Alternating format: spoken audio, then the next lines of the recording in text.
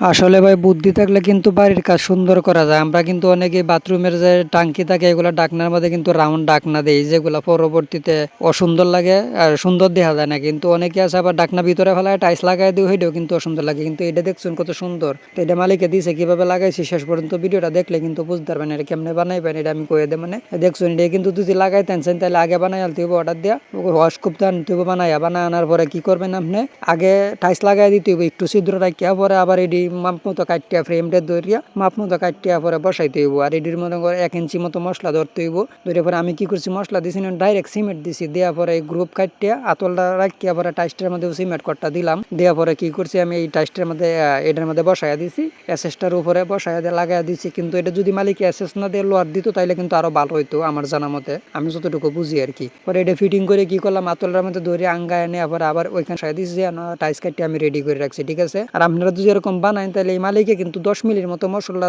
দেওয়ান যাবো, এরকম জায়গা রাখছে। আপনারা ওয়াশ করতে মনে করেন 1 ইঞ্চি মশলা দিয়ে মতো এরকম লোয়া দিয়ে বানাইবেন, আর নিচে দিয়ে রং করে অবশ্যই দিবেন, তাইলে কিন্তু নষ্ট হইতো না। আর মশলাটা যদি বেশি দেয় তাহলে টাইসটা কিন্তু উঠতে যাইতো না। এই টাইসটা কিন্তু কিছুদিন পরে মনে করেন এসএসটা থেকে সাইরা দেওয়ার সম্ভাবনা আছে। কিন্তু এই মালিকের বুদ্ধির প্রশংসা করণ লাগে। আমি কিন্তু এর আগে এটা কিনানো এরকম লাগাইছি না। আপনারা যদি এভাবে লাগান তাহলে আমি মনে করি আসলে বাড়ির সৌন্দর্যটা ঠিক থাকবো, নষ্ট হইতো না। আর পরবর্তীতে তুলা বা কুলার কোনো ঝামেলাও থাকতো না।